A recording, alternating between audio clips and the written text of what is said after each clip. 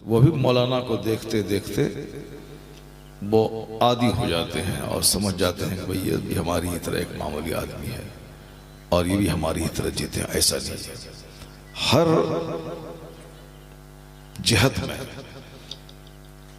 इस्लाम ने क्या कहा है, सच्चाई क्या बोलती है, शरीयत क्या कहती है, इसको सामने रख कर फैसला लेना है।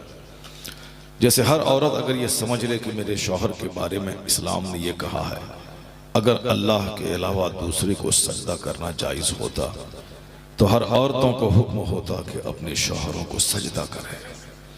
सजदा करना समझ लें कि आखिरी दर्जे की ताज़ीम है। और हुजूर ने क्या कहा, अगर अल्लाह के अलावा दूसरों को सजदा करना जायज़ होता तो हर औरतों को हुक्म होता कि अपने शौहर को सजदा करें।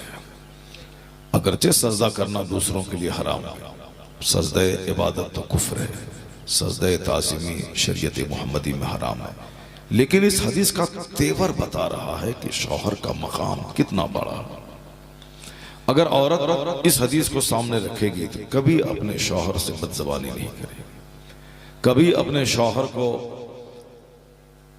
गाली गलौज देकर अपनी आखिरत बर्बाद नहीं करेगी।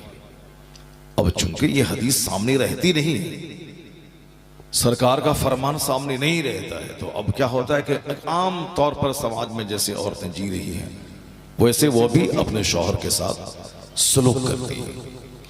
हुजूर का फरमान आदमी के दिल को सीधा रखता है। हुजूर का फरमान आदमी के घमंड और गुरूर को तोड़ देता है। हुजूर की बातें दिल और दिमाग को रोशन करती हैं। हुजूर की बातें समाज, घर, मुल्क, मिल्लत, वतन सबको रोशनी अता फरमाती हैं। अब अगर हम सिस्टम की हम मुखालफत करते हैं तो उसका नुकसान मुझे मिलता है। अगर हम अपने नफ्स और खिलाफ शरा बातों को मानते हैं तो ऐसा नहीं कि सामने वाले को कोई नुकसान होगा, नुकसान खुद अपना होगा। दिल दिमाग आदमी का काम करना छोड़ देगा, सीना उसका सख्त और सिया हो जाएगा, हर आदमी घमंड और गुरूर का पुतला हो जाएगा।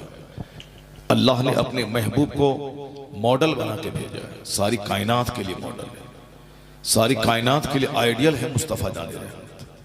चूंकि हुजूर के फरमान, हुजूर की जिंदगी, हुजूर की स्टोरी, हुजूर की बायोग्राफी में सब के लिए रोशनी का एक समंदर पीना है।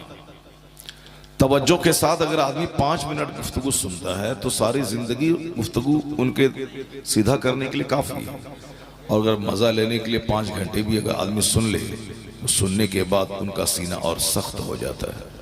सुनने के बाद वो आदमी और बदअमल हो जाता है। जैसे जलसा कराने से पहले आदमी बदअमल था, जलसा कराने के बाद और बदअमल हो जाता है।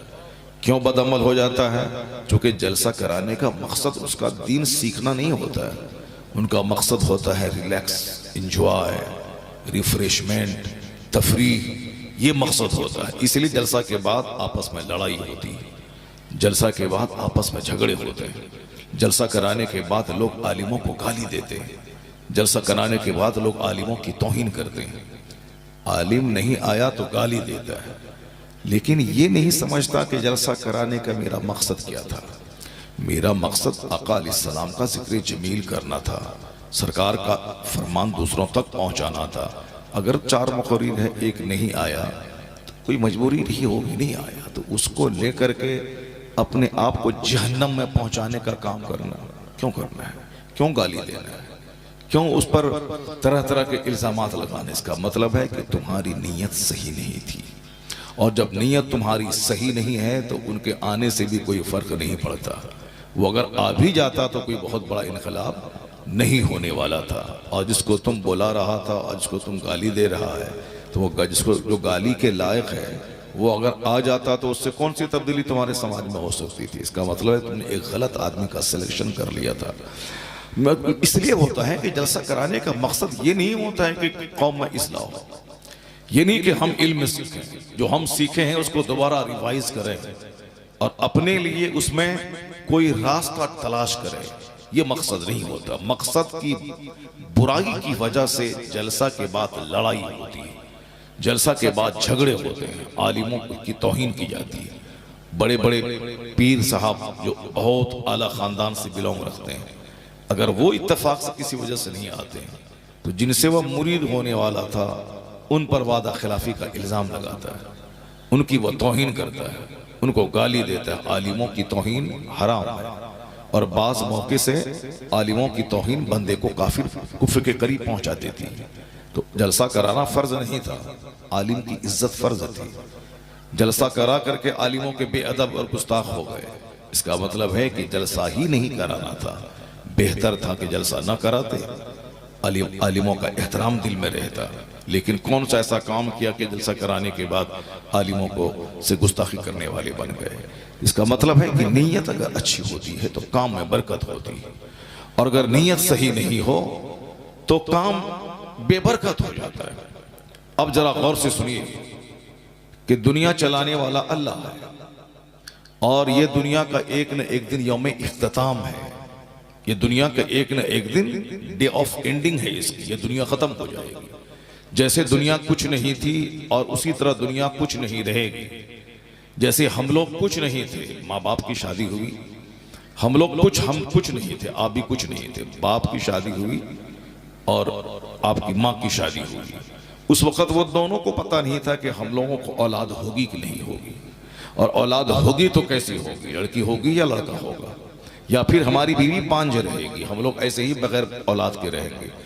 खुद मेरे माँ बाप को इल्म नहीं था कि मेरी पुश्त में औलाद है या नहीं।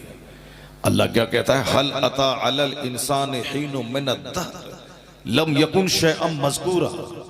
क्या इंसान पर ऐसा जमाना नहीं गुजरा कि उसका कोई जिक्र ही नहीं था। वही जमाना था कि दुनिया बनने से पहले हमारा नामो निशान नहीं था, पैदा होने से पहले हमारा नामो निशान नहीं था, मेरे माँ बाप को मेरा इल्म नहीं था। लेकिन जब अल्लाह ने मुझको पैदा किया तब मेरी माँ बोली ये मेरा बेटा है, तब मेरा बाप बोला ये मेरा लाल है। तो जिस तरह से बाप माँ की शादी से पहले हम बेनामो निशान थे, जिस तरह पैदा होने से पहले हम बेनामो निशान थे, एक वक्त और ऐसा आएगा कि हम बेनिशान हो जाएंगे। जैसे जिस दिन हम मरे, कब्र में मिल गए, मिट्टी में मिल गए, हम बेनिशान हो गए। जिस तरह पहले बेनिशान थे उसी तरह मरने के बाद भी दुनिया में हमारा कोई चर्चा नहीं रहेगा। इस हिंदुस्तान में कितने 100 बादशाह आए, हजारों बादशाह आए, सब चले गए। अशोका से लेकर अभी मोदी जी तक कितने बादशाह आए। अभी तो 10 बादशाह का नाम तो हमको मालूम है, मोदी जी से पहले जो लोग आए उसका नाम मालूम है, और आपको सबों को मालूम है जब से हिंदुस्तान आज़ाद हुआ, हिंदुस्तान के फर्स्ट प्राइम मिनिस्टर हैं जवाहरलाल नेहरू। उसके बाद का नाम हमसे सुनिए, 2 4 10 का नाम मैं गिना देता हूँ। पंडित जवाहरलाल नेहरू के बाद से साहब गुलजारी लाल नंदा हैं, मोरारजी देसाई हैं, इंदिरा गांधी हैं, राजीव गांधी हैं, पीवी नरसिम्हा राव हैं, चंद्रशेखर हैं, वीपी सिंह हैं। ये सारे नाम हैं जो हिंदुस्तान के प्रधानमंत्री हुए। और हिंदुस्तान की आज़ादी से पहले 150 साल अंग्रेजों का शासन रहा, उसमें साहब लॉर्ड कर्जन है, माउंट बेटन है, ये सारे के सारे इंडिया के गवर्नर है। उससे पहले यहाँ मुगल बादशाह की सल्तनत थी, मुगल में सबसे आखिरी बादशाह बहादुर शाह जफर थे। उसके बाद फिर उससे पहले के आप ले लें साहब, हुमायूं है, बाबर है, अकबर है, साहब लोधी है, शेरशाह सूरी है, कभी मुगल एम्पायर रहे हैं, कभी लोधी एम्पायर रहे हैं, कभी गौरी एम्पायर रहे हैं। ये सब रहे हैं अभी 1000 साल के अंदर। और फिर जब से ये दुनिया बनी है हर इलाके के अलग अलग लोग रहे। मगर आपको मैं कहता हूं, कहां है लोधी, कहां है शेरशाह सूरी, कहां है शहाबुद्दीन गौरी, कहां है महमूद गजनवी, कहां है अशोका, कहां है हुमायूं, कहां है बाबर, कहां है अकबर। वह लोग अपने वक्त के शहंशाह थे, लेकिन आज उनका नामो निशान नहीं है, आज उनका कोई नाम लेने वाला नहीं है। उनके आगे पीछे 70,000 नौकर गुलाम चलते थे, उनके पास 1,000 घोड़े की सवारी होती थी। अभी जैसे कोई नेता आता है 10 कार आगे 10 कार पीछे चलती है, उसी तरह ये वो इंपायर थे जिनके आगे पीछे 1,000 घोड़े चलते थे, जिनके आगे पीछे ऊंट रहा करते थे। अक्लमंद को अल्लाह ने अकल दिया है ताकि दूसरों से इबरत हासिल करे, ना कि वह सिर्फ हा हा करे हंसता रहे। बेवकूफ हंसता है और बेवकूफ को पता भी नहीं होता कि मैं क्यों हंसता हूं, और अक्लमंद हंसता भी है और रोता भी है, तो हंसने में भी हिकमत बिना है और रोने में भी हिकमत बिना है।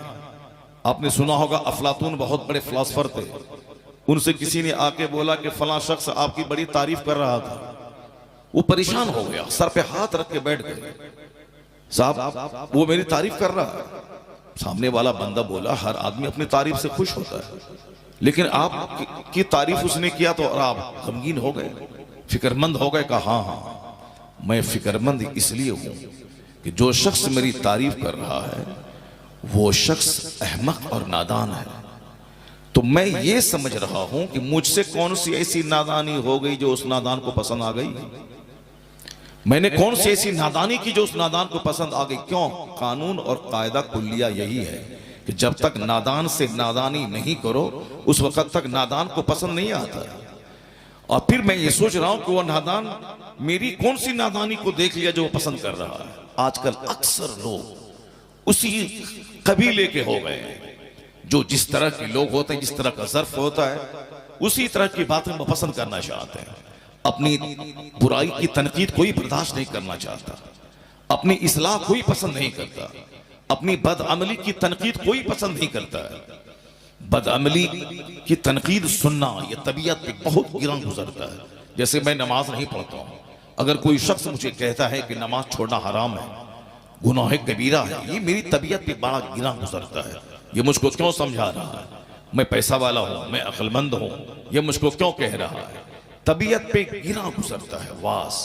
और यही पहले के लोगों के दिल पर भी गुजरता था। अब उन लोगों के ताकत के बल पे समझाने वाले को गाली दे दिया करते थे, समझाने वाले को मार दिया करते थे, समझाने वाले के घर में आग लगा दिया करते थे। जैसे बहुत सारे पैगंबरों को लोगों ने कत्ल कर दिया, बहुत सारे वलियों को लोगों ने ज़बह कर दिया, बहुत सारे समझाने वाले फाइजीन को लोगों ने सूली पे चढ़ा दी, अंबिया कराम के घरों में आग लगा दी, अंबिया कराम को लोगों ने ज़बह कर दिया। क्यों? वो टका मांगते थे? नहीं मांगते थे। वो खाना मांगते थे? नहीं मांगते थे। खाना नहीं मांगते थे मगर लोगों ने उन्हें ज़बह कर दिया। वो एक पैसा नजराना नहीं मांगते थे, सिर्फ चाहते थे कि सामने वाला आदमी जन्नती हो जाए, लोग कुफ्र और शिर्क से बच जाएं। लेकिन बदले में लोगों ने क्या दिया? गालियां। बदले में लोगों ने क्या दिया? घर में आग। बदले में लोगों ने क्या दिया? कत्ल।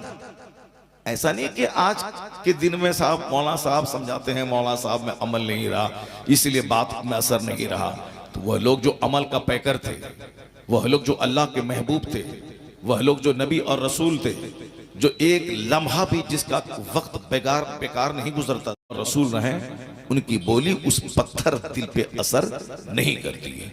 तो इसमें वाज का कसूर नहीं है, इसमें आलिम रब्बानी के समझाने के अंदाज का कसूर नहीं है। कसूर यह है कि वो जमीन पथरीली है, वो जमीन संगला है, वो जमीन हार्ड है जिसमें पानी असर नहीं करता है। पत्थर पे पानी गिरा, ढलक के नीचे गिर गया, पत्थर सूखा का सूखा रह गया। इसलिए ये न कहें कि साहब समझाने का अंदाज बुरा है, ये कहें कि मेरा दिल इतना सख्त क्यों है कि जिसमें नसीहत नहीं उतर रही है और नसीहत का पानी इसको जरखेज नहीं बना पा रहा है। तो उनको कोसने के बजाय इसको कोसा जाए, अपने दिल को कोसा जाए। उनको कहने के बजाय अपने दिल को जिंदा करने का सामान किया जाए, ताकि दिल जो मर गया है वो जिंदा हो जाए, दिल जो सख्त हो गया है वो नरम हो जाए। तरीका है कि जब जमीन जल जाती है, बारिश रुक गई, खेत सूख गया, अब उसमें कोई फसल पैदा नहीं होगी, तो अब उसमें फसल पैदा करने के लिए उस जमीन को सैराब किया जाता है, उसमें पानी डाला जाता है, बारिश होती है, जमीन नर्म होती है, जमीन सरखेज हो जाती है। अब उसमें दाना डालो, फिर वहां से पौधा निकलता है और लहलहाती हुई फसल निकलती है। इसका मतलब है कि मुर्दा जमीन को जिंदा करने के लिए पानी चाहिए, और जब पानी पड़ता है तो जमीन जिंदा हो जाती है। फिर जब फसल पैदा होती है उसके बाद कुछ दिन तक लगातार पानी नहीं पड़ा तो फिर खेत मर जाता है, जमीन मर जाती है, फिर उसको जिंदा करने के लिए पानी चाहिए। एक बार अगर खेत में पानी पड़ा वो हमेशा के लिए जिंदा हो जाएगी ऐसा नहीं है, उसे वक्फे वक्फे से पानी चाहिए। ठीक उसी तरह यह दिल एक खेत की मानंद है, यह दिल सूख जाता है, यह दिल जल जाता है। जब दुनियादारों की महफिल में बैठे तो दिल अंधा हो जाता है। जब बेनमाजी का चेहरा और शक्ल देखें तो दिल आदमी का मर जाता है। जब शराबी, पापी, डकैत और चोर के पास रहे, उनकी बोली सुने तो जन्नत और आखिरत की सारी फिक्र मिट जाती है, दिल मर जाता है। तो अब जब दिल मर जाता है तो शरीयत ने उसका इंतजाम किया है। उसका इंतजाम ये किया है, ये दिल, मरे हुए दिल को जिंदा कैसे किया जाए। जैसे मरा हुआ खेत, उसके लिए पानी चाहिए, तो मरे हुए दिल के लिए भी नसीहत का पानी चाहिए। अब वो नसीहत का पानी कैसे होगा? ये जलसा तो साल में एक बार हो रहा है, तो एक बार जलसा होने से ये दिल जिंदा हो जाएगा? साल में एक बार पानी पड़ने से खेत में 4 फसल पैदा हो जाएगी? नहीं नहीं, वो तो जलसा एक बार हुआ, खत्म हो गया। शरीयत ने इतना जबरदस्त इंतजाम किया है कि 5 वक्त की नमाज फर्ज है। जुमा की नमाज सबसे ज्यादा इंपॉर्टेंट नमाज है। तो 5 वक्त की नमाज मस्जिद में बगैर वाज और तकरीर के हो जाएगी, लेकिन जुमा की नमाज बगैर वाज के नहीं होगी। जुमा की नमाज बगैर तकरीर के नहीं होती है। जुमा की नमाज अकेले नहीं होती है। जुमा की नमाज के लिए जमात चाहिए और फिर उसके लिए तकरीर, वाज चाहिए। वाज 1 मिनट का हो या 1 घंटे का हो, मगर जुमा की नमाज के लिए वाज, तकरीर जरूरी है। जैसे बगैर वजू के नमाज नहीं होती, उसी तरह बगैर खुतबे जुमा की नमाज नहीं होती है। जुमा की नमाज में खुतबा शर्त है, कंडीशन है, शर्त है। जुमा की नमाज में खुतबा शर्त है। ईदैन में खुतबा वाजिब है। निकाह में खुतबा सुन्नत है। तो निकाह तन्हा नहीं होता, निकाह 5 आदमी के सामने होता है।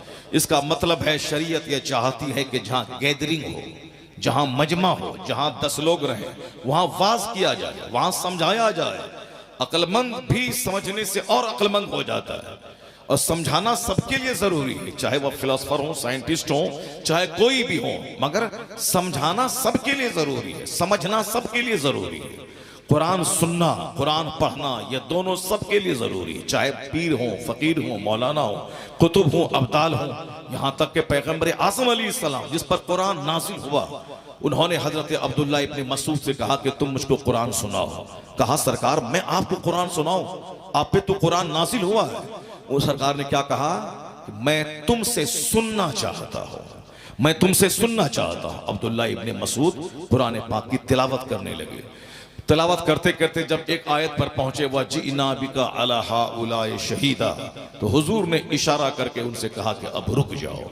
जब वह रुके, चूंकि वो तो सरकार सुन रहे थे, अब्दुल्ला इब्न मसूद मस्त थे सुनाने में कि मैं कुरान उनको सुना रहा हूं जिन पर कुरान नाजिल हो रहा हुआ है, उनको मैं कुरान सुना रहा हूं, वो सुनाने में मस्त थे। लेकिन जब हुजूर ने इशारा किया रुक जाओ, रुक गए। उसके बाद आंख उठा के देखा हुजूर के चेहरे पे, देखा सरकार दो जहां की आंखों से आंसू के कतरे रवां थे, आंसू के कतरे जारी थे। किन की आंख से आंसू के कतरे जारी थे? जिस पर कुरान नाजिल हुआ है, जो साहिब कुरान कहलाते, कुरान वाले कहलाते, जिन पर कुरान नाजिल हुआ। हमको हुजूर ने कहा कि अल्लाह का कलाम है, तो हमने पहचाना ये अल्लाह का कलाम है। हुजूर ने कहा कि ये मेरी हदीस है, ये मैं कहता हूँ, कुरान की तशरीह ये हदीस है। और दोनों मुस्तफ़ा अपनी जबान से कह रहे हैं कि अल्लाह का कलाम है, इसे नोट किया जाए, ये हमारी हदीस है, इसे याद रखा जाए। तो एक जबान से कुरान भी निकल रहा है और हदीस भी निकल रही है। अगर हुजूर की साथ में शक और डाउट हो तो ये शक तो कुरान में चला जाएगा, ये शक तो आखिरत पे चला जाएगा। इसलिए ब्लाइंडली आंख बंद करके हुजूर से मोहब्बत करना जरूरी है, ताकि बंदा हुजूर पर यकीन जितना पुख्ता करता जाएगा, अकीदे तौहीद मजबूत होगा, अकीदे आखिरत मजबूत होगा, अकीदे रिसालत, अकीदे नबूवत मजबूत होता चला जाएगा। तो आका अलैहिस्सलाम पे कुरान नाजिल हुआ, वो दूसरे से कुरान सुनना चाहते हैं, और जब सुने तो सुनने के बाद आंख से आंसू के कतरे रवां हो गए। इसका मतलब है कि कुरान पाक हंसते हुए नहीं सुनना है, कुरान पाक हंसते हुए नहीं, कुरान पाक रोते हुए सुनना है।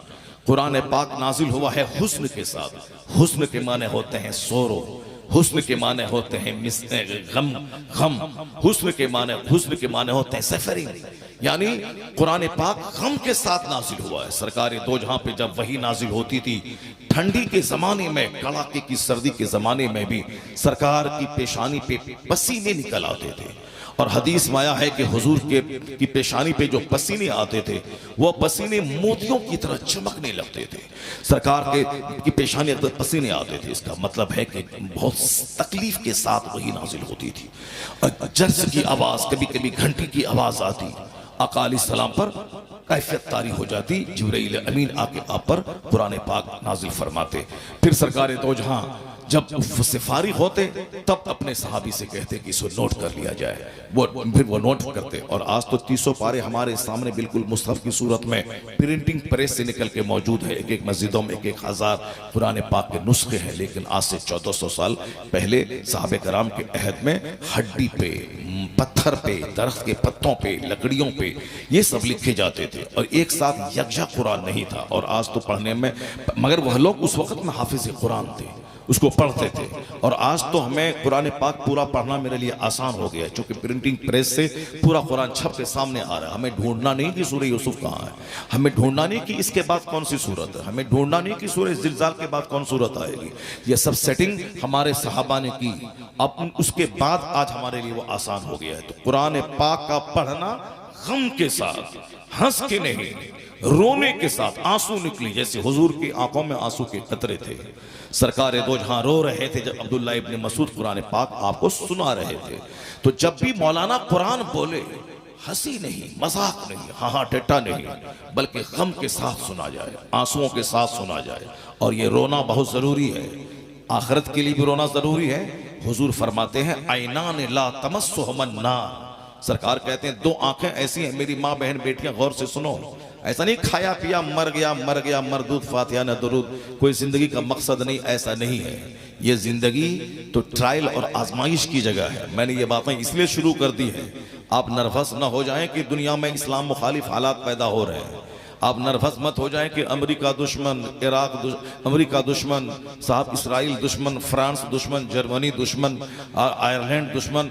ये सब कुछ नहीं, ये सब धुआं है, वो धुआं है, ये सब कुछ भी नहीं होने वाला इससे। चूंकि इस्लाम आज नहीं आया है, 1400 साल हो गए। जब एक कलमा पढ़ने वाला था तो दुश्मन बोला मिटा देंगे, 1 लाख कलमा अब पढ़ लिया। फिर 1 लाख कलमा पढ़ने वाले हुए तो दुश्मन बोला मिटा देंगे, 1 करोड़ लोगों ने कलमा पढ़ लिया। फिर दुश्मन बोला अरे 1 करोड़, अब इसको मिटा देंगे, 10 करोड़ लोगों ने कलमा पढ़ लिया। फिर दुश्मन का दायरा और बढ़ा, बोला अब मिटा देंगे, 50 करोड़ लोगों ने कलमा पढ़ लिया। फिर बोला दुश्मन के काट देंगे मुसलमानों को, ये हमारे लिए खतरा लग रहा है, ये कुरान पढ़ता है मुझको डर लगता है, ये जुमा की नमाज में खुतबा देता है मुझको डर लगता है।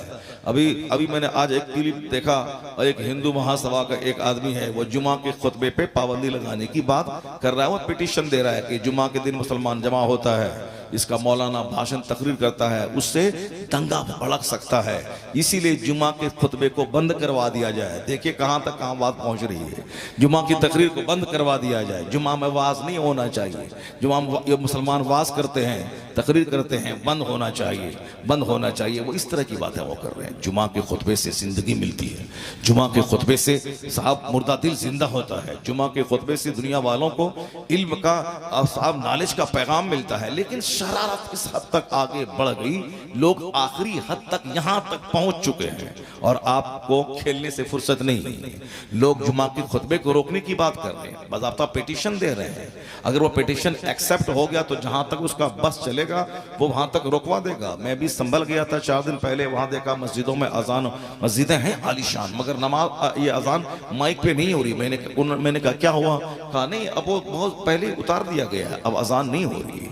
वहां साउंड उतार दिए गए। कहाँ? अमेरिका में नहीं, हॉलैंड में नहीं, नीदरलैंड में नहीं, ब्रिटेन में नहीं, अफ्रीका में नहीं, इंडिया में, इंडिया के उत्तर प्रदेश में, संभल में। मैं अभी 4 दिन पहले वहां से आया हूं, माइक उतार दिए गए हैं।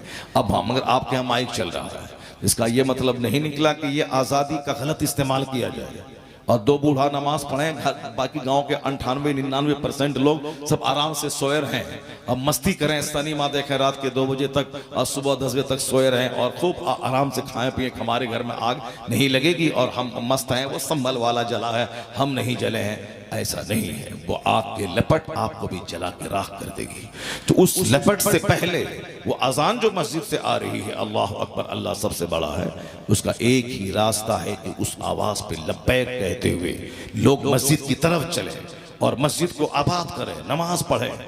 जब मस्जिद आबाद होगी तब ये मस्जिद की रूहानी ताकत है कि कोई शख्स उस मस्जिद को लूट नहीं पाएगा, मस्जिद को तबाह बर्बाद नहीं कर पाएगा। तो ऐसा कुछ करने वाला तो अल्लाह ताला है, इज्जत देने वाला अल्लाह है, जलील करने वाला अल्लाह है, हुकूमत देने वाला अल्लाह है, हुकूमत छीनने वाला अल्लाह है। सब कुछ, सारा इख्तियार अल्लाह के पास है, वही अल्लाह सब कुछ करता है। उस अल्लाह पे यकीन पुख्ता होना चाहिए, उस अल्लाह पर यकीन पुख्ता होना चाहिए। मर्द हो या औरत, सब पर इल्म दीन हासिल करना फर्ज है, वरना जानवर की तरह पैदा हुए, खाए पिए और मर गए, कोई रिजल्ट नहीं निकला जिंदगी का। खाना पीना हमसे ज्यादा जानवर खाता है, हमसे ज्यादा गहरी नींद जानवर लेता है, हमसे ज्यादा मेहनत जानवर करता है। हम 4 रोटी खाएं तो पेट फूलने लगता है, गैस होने लगती है, डकारें आने लगती हैं। ये जानवर तो एक 40 केजी घास खा लेता है, उसके बाद भी थोड़ा सा बदन में हरकत करता है और सारी घास पच जाती है। इसका मतलब है कि जानवर मुझसे ज्यादा खाता है। जानवर, खरगोश की नींद बहुत मशहूर है, जानवर मुझसे ज्यादा पानी पीता है। मैं 2 गिलास पानी पीऊं तो उल्टी होने लगती है, मगर जानवर 5-5 बाल्टी पानी पीने के बाद भी प्यासा रहता है। इसका मतलब पानी पीने का ज्यादा मजा ये जानवर लेता है, हम लोग क्या मजा लेंगे? खाना खाने का मजा ज्यादा जानवर लेता है, हम लोग क्या खाएंगे? हम लोग क्या बच्चा पैदा करेंगे? शादी के 10 साल हो गए, 5 बच्चा होता है। 5 बच्चा तो हर साल होना चाहिए, लेकिन नहीं, बीवी मर जाएगी और हम मर जाएंगे, इसीलिए हमें 10-20 साल में 5 बच्चे पर आउट होना पड़ता है। लेकिन ये जानवर को देख लें, जो घास खाने वाला जानवर 1 साल में 10 बच्चे पैदा करता है, बकरी 10 बच्चे पैदा करती है, साफ कुत्ता 10 बच्चे पैदा, कुतिया 10 बच्चे पैदा करती है। इसका मतलब है कि बच्चा पैदा करना ये बहुत बड़ा काम नहीं है, ये काम तो जानवर मुझसे ज्यादा करता है। खाना खा लेना गले तक ये बहुत बड़ा काम नहीं है, ये काम तो मुझसे ज्यादा जानवर कर लेता है। अब पानी पी लेना ये बहुत बड़ा काम, कमाल नहीं, ये कमाल तो जानवर में मुझसे ज्यादा है। और सेक्स करना, अब मर्द तो जो अशरफुल मखलूकात है ये तो 1 मिनट में आउट हो जाता है, ये जानवर तो 2-4 घंटे तक अपनी बीवी से चिपके रहते हैं। तो जो इंजॉय वो करता है, ये जानवर, ये इंसान क्या कर पाएगा? ये तो 1 सेकंड में आउट हो जाता है, वहां 2-2 घंटे कुत्ता कुतिये से चिपका रहता है। इसका मतलब सेक्स पावर जानवर में ज्यादा है, खाने की ताकत जानवर में ज्यादा है, पीने की सलाहियत जानवर में ज्यादा है। तो फिर हम सुपीरियर क्यों हैं? अशरफुल मखलूकात क्यों कहलाते हैं? ये इंसान सुपीरियर मखलूक है, ये जानवर जानवर है, मैं सुपीरियर हूं, अशरफुल मखलूकात हूं। तो अशरफुल मखलूकात खाने पीने, शादी करने, सेक्स करने, बच्चा पैदा करने, सोने की वजह से नहीं, ये अशरफुल मखलूकात है ब्रेन की वजह से, अक्ल की वजह से। कि जानवर के पास अक्ल नहीं है, जिसके पास अक्ल नहीं होती है वो ज्यादा सेक्स करता है। जैसे पागल, समाज में देखें, जो बेवकूफ किस्म का आदमी होता है, जो पागल किस्म का आदमी होता है, वो ज्यादा सेक्सी होता है। जो अक्लमंद होता है, विद्वान होता है, मुफक्किर होता है, थिंकर होता है, वो थिंकर तो मौला अली के फरमान के मुताबिक जिंदगी में 1 बार बीवी के पास जाओ। कहा मौला जिससे ज्यादा जाना चाहे, कहा साल में 1 बार। कहा हुजूर उससे ज्यादा जो जाना चाहे, कहा महीने में 1 बार। कहा उससे ज्यादा जो जाना चाहे, कहा वह मौत का कुआं है, जितनी बार चाहो छलांग लगा लो। ये मौत का कुआं है, चाहे जितनी बार चाहो छलांग लगा लो। आजकल जिसके पास बहुत बड़ा ब्रेन नहीं है, बहुत बड़ा एम नहीं है, बहुत बड़ा मकसद नहीं है, बहुत बड़ा काम करने का प्लान नहीं है, वह खाएगा और घुसा रहेगा। इसीलिए गाल चिपक जाता है, बदन सूख रहा है, और साहब जवानी ही में सारा कर्म हो गया है, इसलिए कि वो खाता है, सेक्स करता है, और उसके अलावा आगे उसको कुछ मालूम। थिंकर, अक्लमंद, मुफक्किर, रिसर्चर जो होते हैं, वो सब के उसकी सारी एनर्जी उसकी स्टडी की तरफ होती है, सारी एनर्जी उसकी लोगों को कुछ देने, आविष्कार करने की तरफ होती है, उसकी सारी एनर्जी थिंकिंग और अंडरस्टैंडिंग की तरफ होती है, उसकी सारी एनर्जी खाने सेक्स करने की तरफ नहीं होती है। यह इंसान अशरफुल मखलूकात है, यह इंसान आसमान पे गौर करेगा, जमीन पे गौर करेगा, सूरज, चांद, नदी, नाले, सितारों पे गौर करेगा, अपनी पैदाइश, लाइफ एंड डेथ पे गौर करेगा, फिर ये मकसद हयात के बारे में सोचेगा कि मैं क्यों पैदा हुआ हूं, मैं क्यों मर जाता हूं, कौन है जो सूरज को डेली उगाता है और डुबाता है, कौन है जो मौसम बदलता है, कौन है जो मुझे पानी की बूंद से पैदा करके इतना बड़ा अजूबा इंसान बनाकर फिर मौत देकर मुझे मिट्टी में मिला देता है। जब इन सारी चीजों पर इंसान दिमाग लगा के गौर करेगा तो फिर क्या होगा? खाना छूटा, पानी इसका छूटा, खाएगा जरूरतन, पानी पिएगा जरूरतन, और सोएगा जरूरत के तहत ताकि मैं जिंदा रहूं, खाऊं ताकि मैं जिंदा रहूं, पानी पीऊं ताकि मैं जिंदा रहूं, पानी पीने के लिए जिंदा ना रहूं, खाना खाने के लिए जिंदा ना रहो, खाना जरूरी है ताकि मैं जिंदा रहूं, और फिर शादी करना जरूरी है ताकि 2-4 बच्चे मेरे पैदा हों जो मेरी निशानी बन के दुनिया में रहे। तो बच्चा पैदा करना शादी करने का मकसद है, ना कि साहब बच्चा हो ना हो सारी जिंदगी उसी में घुसे हुए रहें और अपनी जवानी और अपनी सेहत सबको तबाह व बर्बाद कर दें। अक्ल जब घटती है तो शहवत परवान चढ़ती है, और अक्ल जब कामिल होती है और अक्ल जब पुख्ता होती है तो आदमी शहवात की दुनिया से ऊपर उठता है, डिजायर्स की दुनिया से ऊपर उठता है, वर्ल्डली विशेष की तरफ से आदमी ऊपर उठता है। तब वह प्रॉफिटेबल बनता है समाज के लिए, तब वह लाभदायक बनता है समाज के लिए। वह समाज को कुछ देना चाहता है, वह समाज में कुछ अच्छा करना चाहता है, वह अपने खालिक अपने मालिक को राजी करना चाहता है। इसलिए कहा गया कि इंसान अशरफुल मखलूकात इसलिए है, ये खाने पीने सेक्स के लिए नहीं पैदा हुआ है। खाना पीना सेक्स जिंदगी की जरूरत है और जिंदा रहने के लिए जरूरी है। और जिंदा रहना क्यों जरूरी है? वमा खलक़तुल जिन्न वल इंस इल्ला लियअबुदून, हमने इंसान को इबादत के लिए पैदा किया है। खाना पीना, घर मकान, जमीन जगह, खेती बाड़ी, बिजनेस, सनअत व हिरफत, डॉक्टर इंजीनियर, मेडिकल साइंस पढ़ना, इंजीनियरिंग करना, ये सारी चीजें जिंदा रहने के लिए जरूरी है।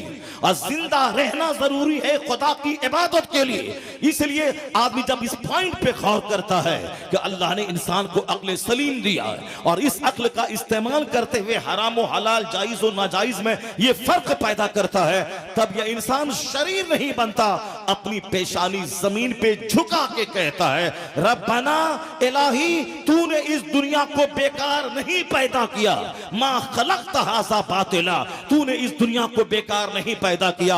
अक्ल बढ़ती जाती है, सजदा बढ़ता चला जाता है।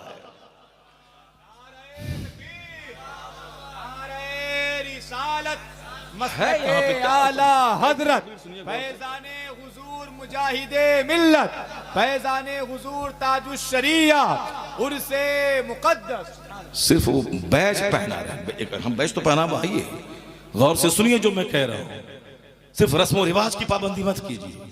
मैंने कहा ना कि जलसे कराने मगर नीयत अगर अच्छी नहीं, जलसा के बाद लड़ाई होती है, जलसा के बाद झगड़ा होता है, जलसे के बाद मस्जिद से इमाम को निकाला जाता है, जलसे के बाद मोहसिन को हटाया जाता है, जलसे के बाद सरदार से जंग होती है, जलसे के बाद जो पैसा बचा उसके बाद बंदर बांट लोग करते हैं, जलसे के बाद कुछ तकलीफ हुई तो अब जलसा ना करने की कसम लोग खा लेते हैं। नीयत अगर अच्छी होती है तब मदरसे का फायदा होता है, नीयत अच्छी होती है तब जलसे का फायदा होता है। तो अल्लाह ताला उसी नीयत को देखता है, नहीं देखता कि हम खूबसूरत हैं, जमींदार हैं, मेरे पास ढेर माल है तो सारे लोग मुझको सजदा करेंगे, ऐसा नहीं होता है। हदीस में आया है इन्नल्लाह ला यंजुरु इला सुवरिकुम, अल्लाह ताला तुम्हारी सूरत को नहीं देखता, Allah does not see your face, आप कितने खूबसूरत हैं अल्लाह नहीं देखता है, कितना माल आपके पास है ये अल्लाह नहीं देखता है, अल्लाह सीज योर हार्ट, अल्लाह आपके दिलों को देखता है। इन्नल्लाह ला यंजुरु इला सुवरिकुम व अमवालिकुम वलाकिन यंजुरु इला कुलूबिकुम व अमालिकुम, अल्लाह आपके दिलों को देखता है, अल्लाह आपके अमाल को देखता है, अल्लाह आपके अहवाल देखता है, अल्लाह आपकी नीयतों और इरादों को देखता है। ये नीयत इतनी बड़ी चीज है कि नीयतुल मोमिन खैरुम मिन अमली, मुस्तफा की हदीस है कि मोमिन की नीयत उसके अमल से बेहतर है। नीयत का संबंध अंदर से है, कपड़ा पहनने का संबंध बाहर से है।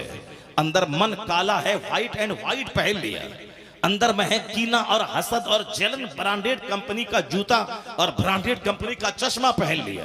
तो ब्रांडेड कंपनी का चश्मा पहना तो वो चश्मे का कमाल है, तुम्हारा कमाल नहीं। अगर तुमने रेड एंड चीफ कंपनी का जूता पहना वो कंपनी का कमाल है, आपका कमाल नहीं है। अगर आपने रेमंड का कपड़ा पहना है तो रेमंड और सियाराम और डिग्जाम का कमाल है, वो आपका कमाल नहीं है। आपका कमाल किस में है कि आपकी नीयत जितनी सुथरी होगी, आपका दिल जितना उजला होगा, आपका काम जितना अच्छा होगा, उतना ही आप ब्रांडेड आदमी बन जाएंगे। आपकी ज़ियारत के लिए आसमान से फरिश्ता नाज़िल होगा। बेशक बेशक, ये है ब्रांडेड आदमी, वो जिसका ईमान मजबूत हो, जिसका अमल मजबूत हो। आज सारे लोग सिर्फ दुनिया सजाने की फिक्र कर रहे हैं, चेहरे में फेयर एंड लवली लगाना, चेहरे को 5 बार 10 बार धोना, उसमें साहब जाड़े के जमाने में बोरो प्लस लगाना। साहब हम लोग बोरोलिन तक नहीं जानते, बोरो प्लस तक नहीं लगाते। जाड़े के जमाने में भी सब जाड़ा हो गया, चमड़ा सूखा हो गया, जरा बोरो प्लस लगाइए, बोरोलिन लगाइए, गर्मी का मौसम है, साफ सूखा पाउडर लगाइए, फेयर एंड लवली लगाइए। अमेरिका का एक यहूदी बोला है, यहूदी एक यहूदी एक औरतों की तंजीम की वो लीडर थी, वो क्या बोल रही है जरा गौर से सुने मेरी माँ बहन बेटियां। खाली बात करना, हल्ला करना, साफ तमाशा करना, लड़ाई झगड़ा करना, मारपीट करना, साफ कपड़ा, जेवर, मकान, ये वो, जूता चप्पल, जेवर, लड़ाई, ये मकसद हयात जिस दिन ये जान जाएंगी तो जन्नत तो वहां मिलेगी, जन्नत की खुशबू यहां घर में आ जाएगी। क्योंकि ये मकसद हयात ही नहीं जानती कि मैं पैदा क्यों हुई हूं, और ये मर्द भी नहीं जानती मैं पैदा क्यों हुआ हूं। इसीलिए वो गाड़ी खरीदा, हमको भी चाहिए, वो मकान बनाया, हमको भी चाहिए, वो ऐसी पुट्टी लगाया, हमको लगाना, वो ऐसा डेकोरेशन किया, हमको वैसे करना। यानी डेकोरेशन का मुकाबला, मार्बल का मुकाबला, टाइल्स का मुकाबला, गाड़ी का मुकाबला, बाइक का मुकाबला। वो खरीदा है साहब फलां हम केटीएम खरीदेंगे, वो खरीदा हम बुलेट खरीदेंगे। साहब अजहरुद्दीन अपने बेटे को 16 लाख की बाइक दे दी, मगर ऐसा नहीं समझा कि बाप ने अपने बेटे को मौत का तोहफा दे दिया। ईद के दिन 200 की स्पीड में गाड़ी चल रही थी, लाश के हजारों टुकड़े हो गए, तो इसका बाप ने अपने बेटे को मौत का तोहफा दिया था। तो तुम 16 लाख की बाइक दे सकता है मगर जिंदगी का 1 मिनट नहीं दे सकता है। तो अक्लमंद है वह बाप जो बाइक ना दे करके अपने बच्चों को अखलाक दे दे, अपने बच्चों को अदब दे दे, अपने बच्चों को डिसिप्लिन सिखा दे, अपने बच्चों को मकसद हयात बता दे। अगर रोजी रोटी की ज्यादा फिक्र है तो तू पागल है, मगर जिंदगी की बच्चे को जिंदगी दे, वरना तू अरबों का घर छोड़ेगा, बच्चा कल मर जाएगा। तो बच्चा भी गया और तू भी गया, दौलत कोई डोम और चमार इस्तेमाल करेगा। तो अगर अकलमंद है बाप तो अपने बच्चों को मकान देने से पहले उसको जिंदगी दे दे, उसको उम्र दे दे कि 90 साल मेरा बच्चा जिएगा, 5 करोड़ खर्च करके फरिश्तों से उसकी उम्र को 90 साल करवा दे, वरना आइन जवानी के दिन वो मर जाएगा। शादी के बाद बारात लौटती है, दुल्हा दुल्हन दोनों स्पॉट डेथ कर जाते हैं। तो फिर ये खरबों का मकान झूठ बोल के बनाने से क्या फायदा है, नमाजें छोड़ के बनाने से क्या फायदा है। और उस बच्चे की खातिर नमाज रोजा सब छोड़ के पागल की तरह, जानवर की तरह खट के मकान बनाने के क्या फायदा है जब जिंदगी ही नहीं दे पाया। बुजुर्गों ने कहा है अगर बच्चे को देना ही है तो उनको उम्र दे दे, और ये तुम्हारे बस में है नहीं कि तू 10 साल को बढ़ा के 20 साल कर देगा। तो जब तेरे बस में बच्चों की जिंदगी नहीं है तो तू क्यों नहीं समझता उस बच्चे की रोजी भी तेरे जिम्मे नहीं है। जो जिंदगी देने वाला है वही रोजी देने वाला है। तो तू रोजी की फिक्र मत कर, अमाल की फिक्र कर, अहवाल की फिक्र कर, अपनी फिक्र कर। बच्चों को पाल नमाज के साथ, बच्चों की परवरिश कर हराम और हलाल की तमीज के साथ। अगर ऐसा हो गया तो तू भी मस्त रहेगा, तेरी औलाद भी मस्त रहेगी। सुभान अल्लाह, सुभान अल्लाह, जिंदाबाद, जिंदाबाद। तेरा चेहरा कभी मैला नहीं होगा बच्चों की खातिर, और बच्चे कभी बाप पर आधारित नहीं रहेंगे कि बाप माल छोड़ेगा तब हम कोढ़ी बनकर बैठ के दूध और चावल खाएंगे, हराम का मुफ्त का माल खाएंगे। क्योंकि यहां तो अपना कमाता है आदमी तो उस माल का दर्द होता है, लेकिन जो बाप से माल फ्री में मिल जाता है और उस माल की कदर नहीं होती है।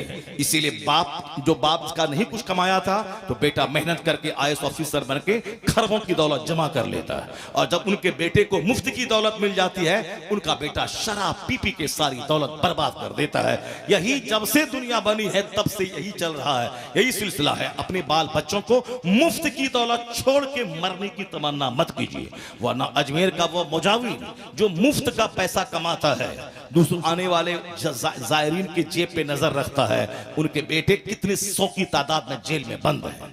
वहां क्या तमाशा हो रहा है सब कुछ सबों को मालूम है। वह पीर जिसके बेटे कुछ नहीं पढ़ते लिखते, सिर्फ बाप के मुफ्त के पैसों पे आधारित रहते हैं, वह बेटे कितने बड़े जाहिल रहते हैं सबको मालूम है। बड़ी बड़ी गद्दी नशीनों के, बड़े बड़े गद्दी नशीनों के बेटे का हाल क्यों है? क्योंकि वहां मुफ्त का पैसा, फ्री का पैसा है। अब बाप के पास करोड़ों का माल है, अब वो बच्चा क्या पढ़ेगा? चमार का बेटा DM बन गया, मुसहर का बेटा IAS ऑफिसर बन गया। मुसलमानों में भी गरीबों का बच्चा मेहनत करके पढ़ पढ़ के लाइट बिजली वाले खंबे के पास बैठ के पढ़ के साथ MD बन गया, मैनेजिंग डायरेक्टर बन गया। और जिसके पास करोड़ों का पैसा था उनका बेटा सड़क छाप रह गया, ना उनको लिखना आता है, ना उसको पढ़ना आता है, ना किसी चपरासी बनने के काबिल नहीं रहा। तो माल की फरावानी बहुत अच्छी चीज नहीं है जिसके लिए हम लोग पागल होते हैं। जिसके लिए हम लोग लालायित होते हैं, जिसके लिए हम लोग बेचैन होते हैं, माल की तमन्ना बेचैन न कर दे। अखलाक की तमन्ना, आदत व अतवार सुधारने की तमन्ना, आखिरत की फिक्र, जन्नत जाने की फिक्र दिमाग में बैठा लीजिए और अपने बच्चों के दिमाग में बैठा दीजिए। न आपको बच्चों से शिकवा होगा, न बच्चे को आपसे शिकवा होगा। वो भी आखिरत का मुसाफिर होगा, आप भी आखिरत के राही हो जाए। बेशक बेशक सुभान और यही पैगाम जलसो जुलूस से बंदों को मिलता है। मेरी माँ बहन बेटियां वो गौर से सुने, वो भी जाने कि मैं अल्लाह रब्बुल इज्जत की इबादत के लिए पैदा हुई हूँ। सिर्फ खाना पीना, जाफरान और हल्दी और मलना और जेवर पहनने के लिए आप पैदा नहीं हुए हैं, बल्कि आपका भी मकसद है अल्लाह रब्बुल इज्जत की इबादत करना। और आप भी मरने के बाद जाए क़यामत के कोई किसी के काम नहीं आएगा। शौहर से भीख मांगेंगे कि हम तो सारी जिंदगी आपका पांव दबाते रहे, एक नेकी दे दीजिए, नहीं देगा शौहर। यौम यफिरुल मर्उ मिन अखी व उम्मिही व अबी व साहिबतिही व बनी, यानी अल्लाह फरमाता है डरो उस दिन से जिस दिन भाई भाई से भागेगा, औलाद वालिदैन से भागेगी, माँ बाप औलाद से भागेंगे। कोई किसी का पुरसाने हाल नहीं होगा, कोई किसी का पुरसाने हाल नहीं होगा। जिसकी खातिर जीते रहे सारी जिंदगी, वह एक नेकी नहीं देगा वो। इसलिए यहां दुनिया शौहर अपना कमाए खाए, मगर आपको क़यामत के दिन एक नेकी शौहर नहीं देगा। जिस बेटे की खातिर आप इतनी सख्त मुसीबत बर्दाश्त करती रही, 9 महीना पेट में बच्चे को रखा, 2 साल तक खूने जिगर पिलाया, 10 साल नर्स की तरह उसके कपड़े आपने धोया, इसका क्या बेनिफिट मिलेगा आपको? बेनिफिट उस वक्त मिलेगा जब आप इन सारे कामों को इबादत और सवाब समझ के करेंगे, तो फिर बच्चा भी पलेगा और आपको अज्र भी मिलेगा। और ये सारा काम नमाजों के साथ करेंगे तब उसका अज्र मिलेगा। नमाज छोड़ के नहीं, बच्चा को पालना तो जरूरी है, बच्चा को पालना जरूरी है, नमाज छोड़ के कोई नेकी काम नहीं आएगी। रोजी की तलाश जरूरी है नमाज के साथ, बच्चे को पालना है नमाज के साथ, शौहर की खिदमत जरूरी है नमाज के साथ, माँ बाप का एहतराम जरूरी है नमाज के साथ, रोजी की तलाश जरूरी है नमाज के साथ, बच्चों की शादी ब्याह जरूरी है नमाज के साथ। जो 4 बेटी को पाले वो जन्नती होगा नमाज के साथ। ऐसा नहीं कि फर्ज छोड़ करके नफल को लेकर के बंदा जन्नत चला जाएगा। इसीलिए ना कहा गया है कि एक आलिम अगर रास्ते से गुजरते हैं तो तरफ के पत्ते दुआ करते हैं, समंदर की मछलियां दुआ करती है, क्योंकि इस्लाम की सच्चाई को समझना उसी का काम है जो 20 साल दिमाग जला के पढ़ा है, जो 24 घंटे मुताले में लगा रहता है, जो हर दिन एक नए नए नुक्ते पे पहुंचता है, जो हजारों किताब पढ़ने के बावजूद भी समझता है मैं कुछ नहीं पढ़ा हूं, जो हजारों किताब पढ़ा उसके बावजूद समझता है कि मैं कुछ नहीं पढ़ा हूं, और जो एक किताब भी नहीं पढ़ा है और यह समझता है कि मैं सब कुछ जानता हूं। इसमें कितना जमीन आसमान का फर्क है ये। इसलिए अपना दिमाग घुसेड़ना, अपनी बात लगाना यह कमाल नहीं है। आलिमों का मकाम इसीलिए है कि आलिम हर स्याह सफेद को जानता है, आलिम सेटल्टी और डेप्थ और बारीकी को जानता है। आलिम वह जो हमेशा किताब से जुड़ा हुआ रहे, किताब से जुड़ा रहे। आया है कि जो मौलाना 3 दिन किताबों का मुताला छोड़ दे उनका दिल भी मरने लगता है, वो भी आम लोगों की तरह उनका दिल सख्त हो जाता है। यह किताब का मुताला इनकी खुराक है, किताब का मुताला इनके दिल को जिंदा रखने के लिए जरूरी है। और जो किताब ना पढ़े खाली मोबाइल चलाए उनका दिल तो मर ही जाएगा, और जब दिल मरेगा तो जबान से वही बातें निकलेंगी जो जाहिलों से की जबान से निकलती हैं। आलिमों की खुराक फुटबॉल नहीं है, आलिमों की खुराक पॉलिटिक्स नहीं है, आलिमों की खुराक टेलीविजन नहीं है, आलिमों की खुराक है किताबें, वह मजहबी किताबें, मुताला, कुतुबीनी स्टडी, ये इनकी खुराक है। उससे इनका सीना सॉफ्ट होता है, उससे इनका दिमाग खुलता है, उससे इनका ब्रेन कुशादा होता होगा, उतने ही मामलात को समझने की सलाहियत पैदा होती चली जाएगी। इसका मतलब यही निकला कि सिर्फ बताशा की फातिहा लेके पकड़ के रह गए, सिर्फ धामनगर शरीफ मज़ार पाक की चादर पकड़ के रह गए, सिर्फ बरेली शरीफ हाजिरी लेके पकड़ के रह गए, सिर्फ अजमेर जाना है उसको पकड़ के रह गए। अजमेर जाना, बरेली जाना, चादर चढ़ाना, फातिहा भी दिलाना, मिलाद करना, जलसा करना, जुलूस करना और ईद मिलादुन नबी का झंडा उठाना, अपने घर में लाइट करना, चरागा करना, झंडा निकालना, ये सब जान लीजिए कि ये सब नफल और अच्छा काम है। ये फर्ज नहीं है, ये वाजिब नहीं है। कोई करेगा तो सवाब, नहीं करेगा तो कोई गुनाह नहीं। अजमेर कोई नहीं गया, बहुत करोड़ों आदमी नहीं गया है, क्या गुनहगार है, मुजरिम है, जहन्नमी है? नहीं। बगदाद आप में से बहुत सारे लोग, लाखों में एक लोग गए हैं, क्या आपको बगदाद जो नहीं गया वो मुजरिम है, जहन्नमी है? नहीं। बहुत सारे लोग मदीना शरीफ नहीं देखे हैं, सरकार दो जहां जहां आराम कर रहे हैं। हुजूर जिस कब्र अनवर के अंदर है, जो मिट्टी लगी है आपके जिसमें अक़दस से मिट्टी, तो अर्श मुअल्ला से खाने काबा से भी अफजल है, मगर लोगों ने मदीना नहीं देखा। मेरी तरह करोड़ों करोड़ों लोग हैं जिन्होंने मदीना नहीं देखा, मगर ऐसा नहीं कि मुसलमान नहीं है वो गुनाह कर लिया, नहीं नहीं, बरेली बहुत सारे लोग नहीं गए हैं, इसका मतलब ये नहीं कि मुसलमान नहीं रहा वो सुन्नी नहीं रहा, नहीं। फातिहा मिलाद करना, बाजारात पे हाजिरी देना अच्छा काम है, अल्लाह पैसा दे तो नमाज के साथ बरेली और अजमेर जाए, मदीना और बगदाद जाए, नमाज के साथ वापस आ जाए, फिर क्या होगा, दिल रोशन, दिमाग रोशन, फर्ज भी अदा, नफल भी अदा, दर्जात बुलंद होता चला जाएगा। लेकिन फर्ज छोड़ के कोई अजमेर और बगदाद और धामनगर जाएगा और वहां मर जाएगा फर्ज नमाज छोड़ करके, कुछ नहीं मिलेगा।